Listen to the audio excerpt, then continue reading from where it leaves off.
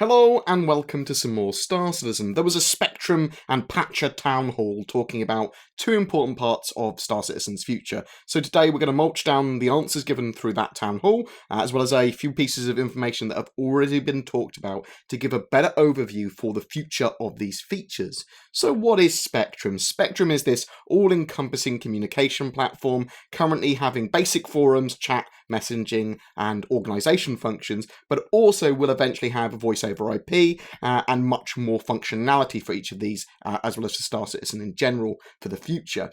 It will be supported in-game as well as a desktop application like Discord and on mobile devices as well. It's cross kind of between Reddit and Discord, but focused on Star Citizen and has the functionality both in and out of game.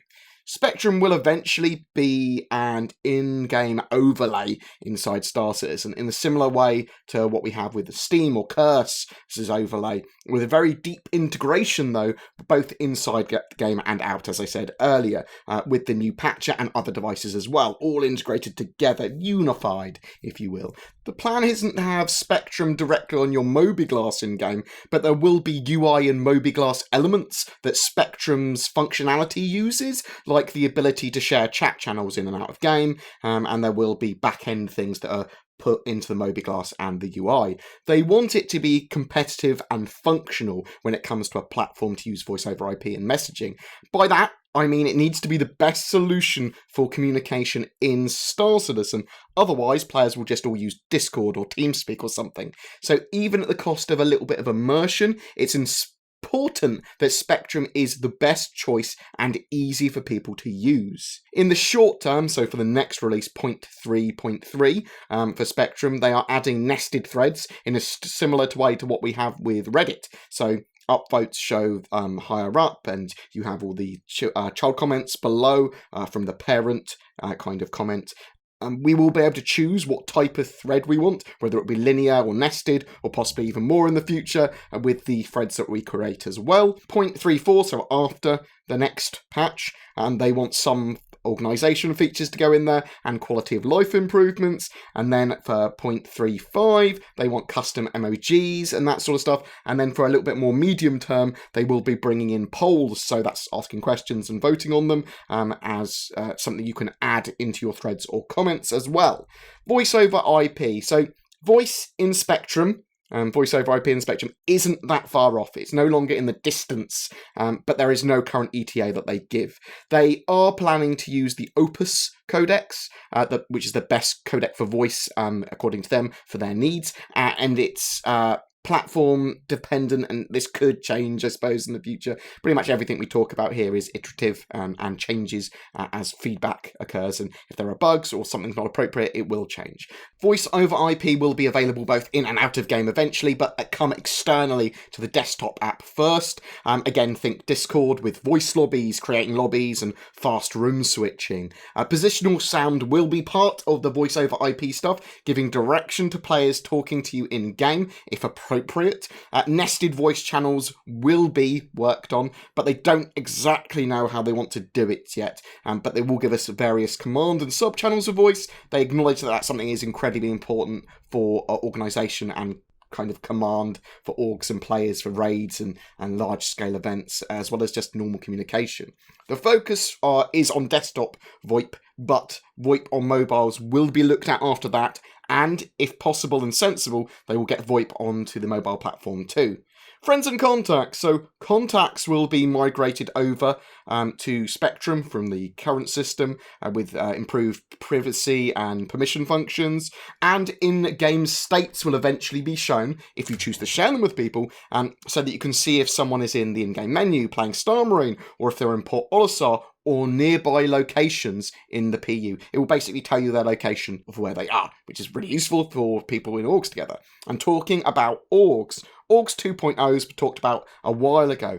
The org system is being rolled into Spectrum. This is basically organisation and guild-centric features and functionality, but for Spectrum, which will propagate in-game and out-of-game. They want to have the current features of the RSA website, which were pretty basic for orgs anyway, as well as the ability to be part of multiple orgs, associated or redacted if you want to keep them hidden from people. But additions in the short term are permissions and viewability. The ability to choose if a thread or channel is public, private, or affiliate or org-based only.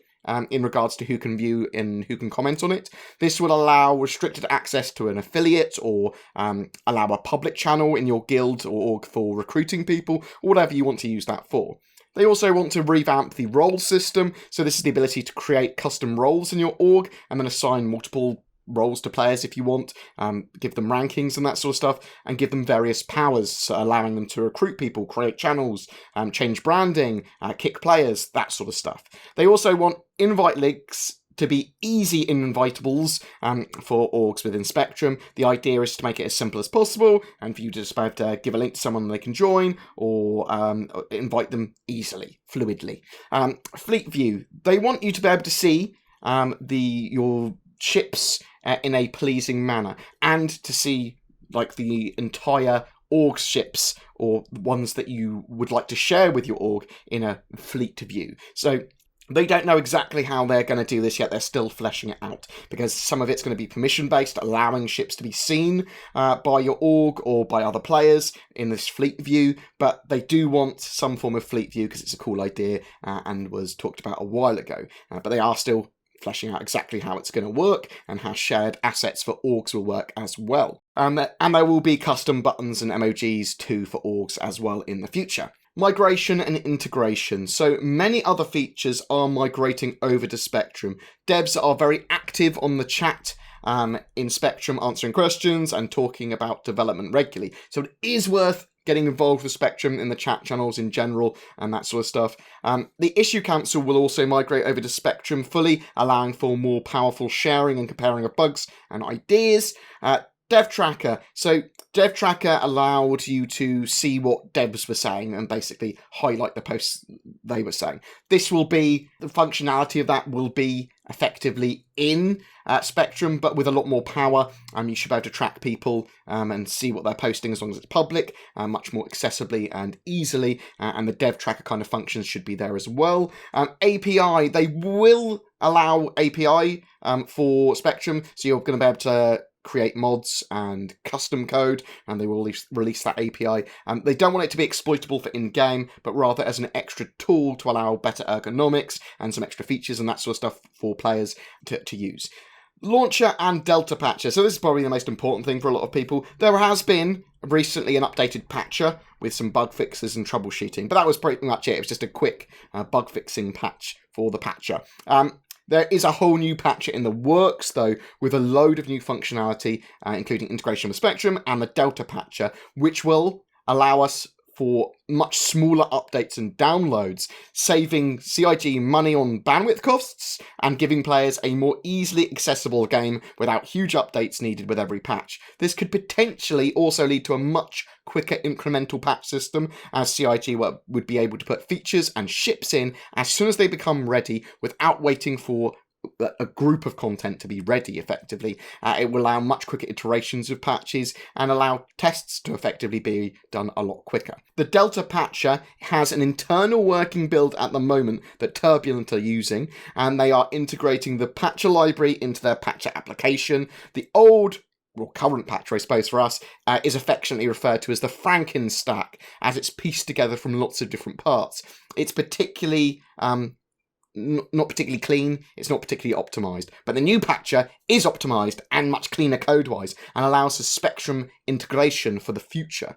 The next stage for the Delta Patcher is for everyone in Turbulent to use it internally and the devs to use it internally, and then when they're happy with that, they will be able to do a test release. It's getting closer and closer, and it was mentioned that it may go to the Evocati into the not too distant future.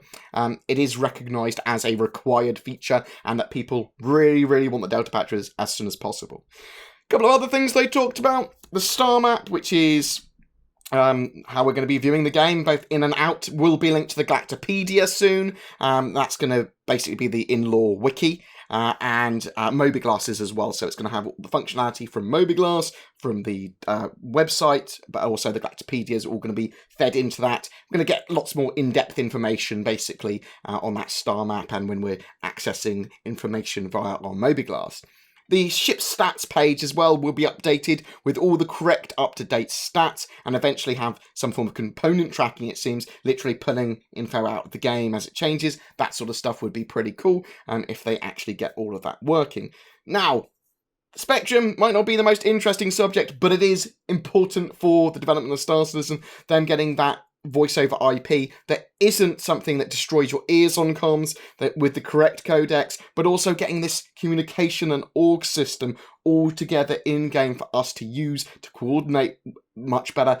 Ease of access to players, people being able to communicate is a cornerstone of any MMO, and it's going to be super important in Star Citizen. So for them to get this right and for them to get this massively kind of multi-platform system that's going to be available on our phones, on our desktops, in-game and out, and that is integrated in-game in some clever ways with all of those functionalities of effectively Reddit and Discord all chucked in with lots of Star Citizen-centric focus, and then having like that wiki and star map tie into it and all the patcher stuff tie into it.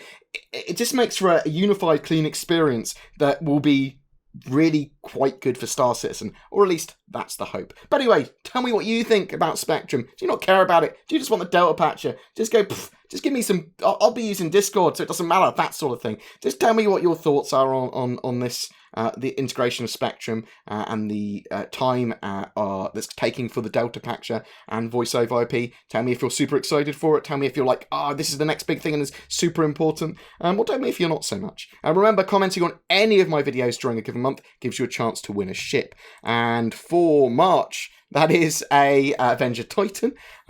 Please comment, tell me what you think. It really does help.